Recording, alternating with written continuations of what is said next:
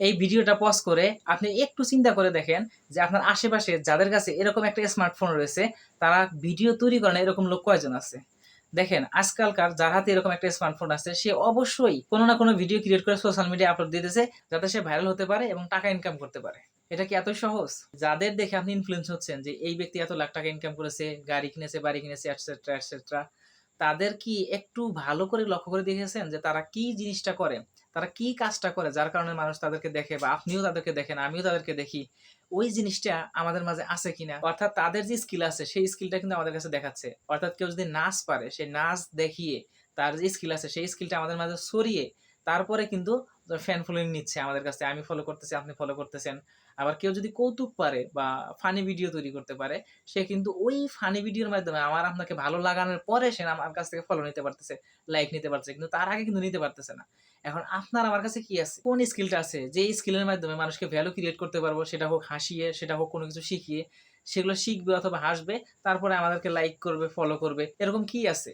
নাকি শুধু আমি মোবাইলটা তুললাম, এরকম ভাবে ভিডিও ক্রিয়েট করলাম, নিজের একটা ছবি লাগালাম, মিউজিক লাগিয়ে দিলাম, ভিডিও ক্রিয়েট হয়ে গেল? এত সহজ? একটু খেয়াল করে দেখুন, আপনি যে আপনার ভিডিওটা সোশ্যাল মিডিয়া দিচ্ছেন, এই সোশ্যাল মিডিয়ায় তো আপনার মতো এরকম আশেপাশে হাজার হাজার বন্ধু বান্ধব আত্মীয় স্বজন ভিডিও দিচ্ছে। তাদের যখন অ্যাকাউন্টগুলো আপনি এরকম ভাবে দেখেন, স্ক্রল করেন, তখন তাদের সম্পর্কে আপনি কি ধারণা করেন? আপনি অনেস্টলি বলেন তো দেখেন কি ধারণা করেন? তাদের প্রতি ভালো না ধারণা করেন, নাকি নেগেটিভ ধারণা আসে? ঠিক এরকম ভাবে আপনার অ্যাকাউন্টে যখন তারা স্ক্রল করে দেখে আপনার ভিডিওগুলা, এরকম তারা কি মনে করবে? আপনি যা মনে করেন তাদের সম্পর্কে, এক্স্যাক্টলি ওই জিনিসটা আপনার সম্পর্কে তারা মনে করে। তো আপনি কি আপনার মজা উড়াইতে চান? অবশ্যই না। আপনি তো সোশ্যাল মিডিয়ায় ভিডিও ক্রিয়েশন এই জন্যই করতেছেন যে আপনি যাতে ফেমাস হন, আপনি যাতে টাকা ইনকাম করতে পারেন। কিন্তু মূলত সেই জিনিসটা কি হচ্ছে? একটা জিনিস ভালো করে খেয়াল করুন। যাদের ভিডিও দেখে আপনি ইনফ্লুয়েন্স হচ্ছেন যে এই ব্যক্তি এত টাকা ইনকাম করতেছে, এই ব্যক্তি এত ফ্যান ফলোইং গড়ে তুলছে, আমিও এরকম ভাবে করব। এরকম যে কোনো চ্যানেল নেন, যে কোনো ব্যক্তি নেন, যে কোনো অ্যাকাউন্ট নেন, প্রত্যেক অ্যাকাউন্টের একটা নির্দিষ্ট জনরা আছে, নির্দিষ্ট জিনিস আছে। যেমন ধরেন কেউ নাচ গান পারে, তার মানে ওর প্রোফাইলে যাবেন, ওর অ্যাকাউন্টে যাবেন, ওর চ্যানেলে যাবেন, দেখবেন ওখানে শুধু নাচ গান দিয়ে ভর্তি। বিভিন্ন রকমের নাচ গান রয়েছে। ও নাচিয়ে, ও নেচে নেচে আমার আপনার মন জয় করতেছে। তারপরে আমরা একটা লাইক পাইতেছি, তারপরে শেয়ার পাইতেছে, সাবস্ক্রাইব, ফলো যা করেন সেটা পাইতেছে। আবার যে পড়াশোনা করায়, সে ওই পড়াশোনা করিয়ে আমাদেরকে জ্ঞান দিচ্ছে, ভ্যালু দিচ্ছে, যার ফলে আমরা তাদেরকে লাইক করতেছি, শেয়ার করতেছি, তারপরে সাবস্ক্রাইব, ফলো করতেছি। এরকম ভাবে যখন আপনি নাটক দেখেন, যখন আপনি মুভি দেখেন, ওই চ্যানেলগুলোতে, ওই অ্যাকাউন্টগুলোতে কিন্তু ওই রকম জিনিসই থাকে। সবগুলো ভিডিও কিন্তু ওই রিলেটেডই। আপনার আমার অ্যাকাউন্টে কি রিলেটেড ভিডিও আছে যেটার কারণে মানুষ ভ্যালু পাবে, দেখবে, পছন্দ হবে, লাইক দিবে, শেয়ার দিবে, ফলো করবে, সাবস্ক্রাইব করবে? আছে কি এরকম কোনো ভিডিও? আর এরকম ভিডিও তৈরি করার জন্য কি করতে হবে? স্কিল থাকতে হবে। অর্থাৎ আপনার কি স্কিল আছে সেই স্কিলটা মানুষের সামনে প্রচার করতে হবে, জানাতে হবে। এমনকি যদি স্কিল না থাকে তাহলে আমাদেরকে স্কিল ডেভেলপমেন্ট করতে হবে যে হ্যাঁ, আমার এই জিনিসটা করতে ভালো লাগে, তাহলে আমি এই জিনিসটা করে এই জিনিসটা অর্জন করব। অর্জন করে আমি এটা আমার মানুষের মাঝে ছড়িয়ে দিব। মানুষকে আমি শেখাবো, মানুষকে আমি ভ্যালু দিব, মানুষকে আমি হাসাবো। যেভাবেই পারি আমি এন্টারটেইন করে বা শিখিয়ে আমি আমার ফ্যান ফলোইং বাড়াবো। তারপর আমি ভিডিও বানাইতে পারি। তার আগে তো বানাইতে পারি না।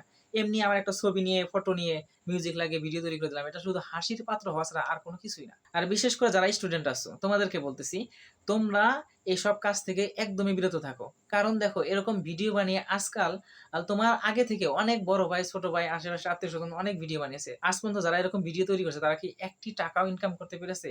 ফ্যান ফলোইং বানাইতে পারছে? ওই 1,000, 2,000, 5,000, 10,000 ফলোইং দিয়ে তুমি কি করবে? তোমার সংসার চলবে? তোমার পড়াশোনা চলবে? তোমার পরীক্ষার এক্সামে লাভ হবে? তোমার না পকেটে একটা টাকা আসবে, না তোমার পড়াশোনার কাজে দিবে, না কোথাও কাজে দিবে। তো এইসব ভিডিও তুমি কেন তৈরি করবা? তো আসছে তুমি পড়ালেখা মনোযোগ দাও।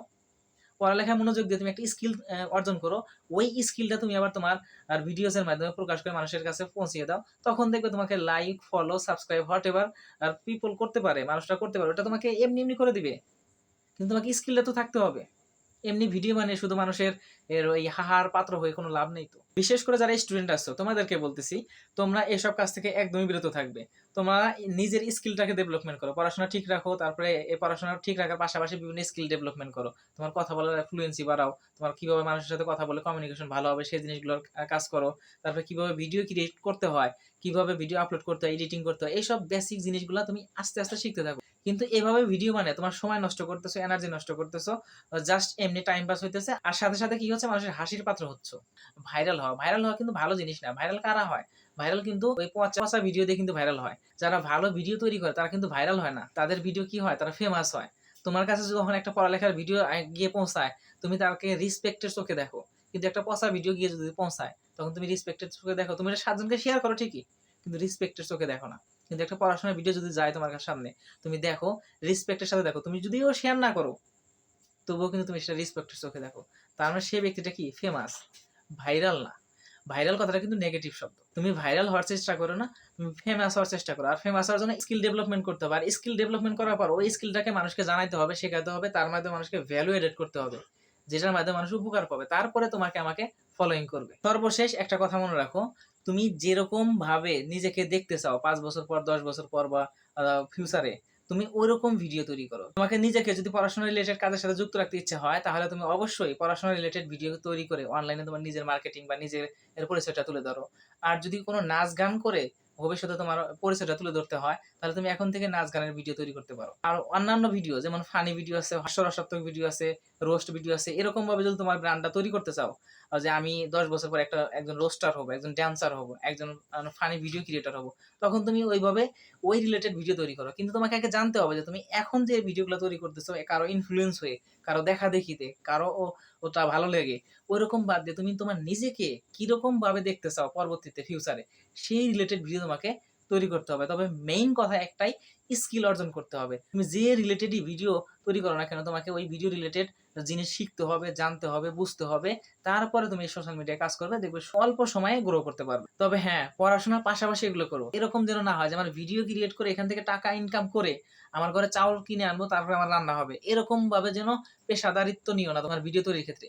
হ্যাঁ, ভিডিও তৈরি করো, তোমার পড়াশোনা আছে, তোমার জব আছে, অন্যান্য জিনিস আছে, সবকিছু তুমি ঠিক রেখে যে অবসর সময়টুকু পাও, তুমি মানুষের ভিডিও রিলস দেখো, তুমি ছবি দেখো, তারপরে মানুষের সাথে আড্ডাবাজি করো, এগুলো একটা টাইম কমিয়ে দাও। কমিয়ে দিয়ে তুমি ভিডিও ক্রিয়েশনের স্কিল ডেভেলপমেন্ট করো। স্কিল ডেভেলপমেন্ট করা শেষ, তারপরে তুমি ধীরে ধীরে ভিডিও ক্রিয়েশন শুরু করো। কিন্তু মেইন কাজ বাদ দিয়ে এই ভিডিও ক্রিয়েশনের মধ্যে এসে তোমার মেইন কাজ হিসেবে ধরে নিবা, এটা কিন্তু কখনো করিও না। এটা আমি আমার এক্সপিরিয়েন্স থেকে না, তুমি যাদেরকে ফলো করো, যাদেরকে দেখে ইনফ্লুয়েন্স হচ্ছ, তুমি তাদের ভিডিও দেখে তাদের কাছ থেকে তুমি জিজ্ঞেস করো, দেখো তারা কি বলে। পরিশেষে তোমার লাইফ তুমি কিভাবে সেট আপ দেবে এটা তোমার একান্তই ব্যক্তিগত বিষয়, কিন্তু বর্তমান ভবিষ্যৎ সবকিছু চিন্তা রেখে, তোমার ক্যারিয়ার সবকিছু ঠিক রেখে তারপর তোমার সিদ্ধান্তটা নেওয়া উচিত। এই জন্যই আমি আজকে ক্যামেরার সামনে বসে গেছি যে এসব বিষয় নিয়ে তোমাদের সাথে আলোচনা করা দরকার। কারণ পরবর্তীতে যখন আলোচনা করব, এই ভিডিওটা যদি আমি দেরিতে বানাই, তাহলে অনেক স্টুডেন্ট হয়তো দেখবা না, পরবর্তীতে গিয়ে আফসোস করতে পারো যে এই ভিডিওটা যদি আগে দেখতাম তাহলে হয়তো আমি এরকম সময় নষ্ট করতাম না, আমি আমার পড়াশোনায় মনোযোগ দিতাম, স্কিল ডেভেলপমেন্টে মনোযোগ দিতাম। এই জন্য আমার এখন মনে হলো আমি সাথে সাথে ভিডিও ক্রিয়েশন করতে বসছি। এখন কিন্তু রাতে 9:30 বাজে, আমি তারপরে ভিডিও ক্রিয়েশন করতে বসছি। আমার সন্ধ্যাবেলা আইডিয়া আসছে, আমি এখন এই ভিডিওটা ক্রিয়েট করলাম। স্পন্টানিয়াসলি কথা বলতেছি, নো এডিটিং, নো ফিল্টার, সম্পূর্ণ আমি আমার মনে থেকে আমি যা শিখছি সম্পূর্ণ আমি তোমাদের কাছে এখানে শেয়ার করলাম।